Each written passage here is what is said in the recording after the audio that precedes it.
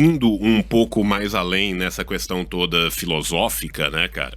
A gente tem a parte, né, mais moral ligada a ela, que o pessoal quase que traz o Deus de Spinoza pra dentro da ideia de simulação. Fala do Deus de Spinoza aí, o pessoal não sabe que é Deus de Spinoza. Cara, assim, vamos dar o resumo do resumo do Deus de Spinoza. Um tweet do Deus de Spinoza. O tweet do Deus de Spinoza. O Deus do Spinoza é um Deus bonzinho. Vamos dar o resumo do resumo do resumo do resumo do resumo. Por que o Deus do Spinoza tem que ser um Deus bonzinho? Porque se o simulador não é benevolente, e aqui a gente vai estar pensando Deus como simulador, mas esse Deus ex machina também estão pensando nesses seres que são simulados, que seriam, né, os responsáveis por isso. Qual que é o limite ético, qual que é o limite moral de uma simulação que tem sofrimento? Qual que é o limite ético e qual que é o limite moral de você levar às últimas consequências o sofrimento humano, a dor, a tristeza, as dificuldades da vida, se a gente parte de um pressuposto que há uma benevolência e há uma, entre aspas, salvação final? Então, ou você parte de um lado, né, e fala assim, você vai pro lado do Bakunin, né, que o Bakunin fala, Deus não existe, mas se ele existisse nós teríamos que matá-lo, né, porque, olha o mundo como é que ele é, olha as coisas como que elas se desenvolvem. É o próprio tetralema lá do Epicuro que vai falar sobre isso, né? Então, assim, se ele é bom, ele não é bom. Se ele é ruim, que porra de Deus é esse? Né? Só que aí você tem que pensar o seguinte, em última instância, teria que ter uma justificativa moral que permitisse que esse Deus benevolente existisse. E onde que estaria essa benevolência dele? Não no indivíduo, mas num coletivo.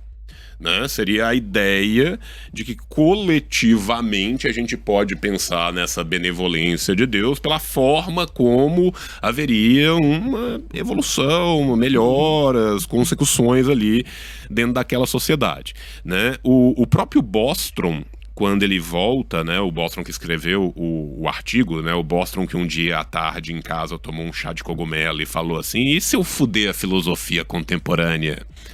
Do nada, com um artigo de 8 páginas, não tô fazendo nada mesmo, né? O Bostrom fala isso, né? Quais seriam os direitos das consciências simuladas? Qual que é o problema do sofrimento simulado?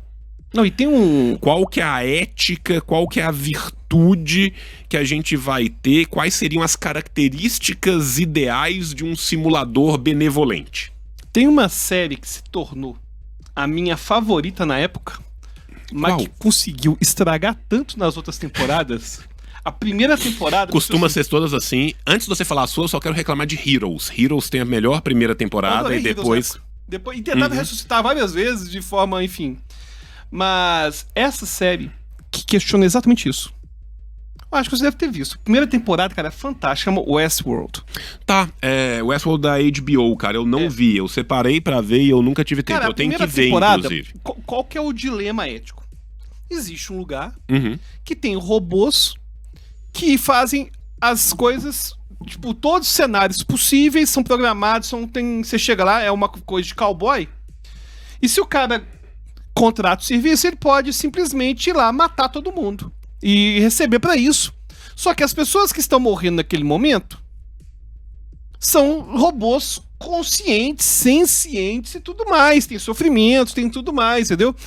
E aí a história vai falar sobre essa ética. Qual que é a ética que vai estar permeando essas relações com robôs que são totalmente conscientes. O problema que a série teve é que, na verdade, vamos lá, ela foi criada pra ser uma temporada só. Só que deu tanto dinheiro. É tipo e aí Round foram Six. levando. Aí, É o que normalmente destrói as séries, né? Por isso que eu parabenizo Dona BBC, que faz os negócios em 12 episódios e abandona, saca? Que seria o certo. Hoje, cara, eu já não animo ver série nenhuma. Pra eu assistir uma série, eu pensei, olha só. É o seguinte, é igual One Piece. Me falaram, Alberto, assista One Piece, o anime. Você 1.400 Aí eu vi que episódios. tinha 1.400 episódios. Eu falei, peraí, beleza. Tudo bem, eu assisto um pouquinho. Aí eu vi 20 episódios de One Piece. Aí eu achei chatão e lento. Aí um colega falou, não, mas começa lento mesmo, mas depois do 47 você não consegue mais largar. Eu falei, meu amigo, eu não vou ver um negócio mais 27 episódios, ainda que de 20 minutos, pra poder ficar bom, não. E aí o Westworld é uma série que acabou se rendendo aí a possibilidade de tornar a HBO mais rica, mas era exatamente esse dilema. Um cara quer ser estuprador. Vai pro Westworld, nem lembro se tinha isso, mas enfim, era uma coisa possível. E vai lá no Westworld, pô, vai poder estuprar uma mulher. E aquela mulher lá é um robô. Pô, mas ela tem direitos como robô. É isso, né? Tem direitos como robô. Né? E essa questão toda, né, da ética, ela tem uma outra questão também que ela pressupõe anterior, que é o próprio paradoxo de um criador simulado.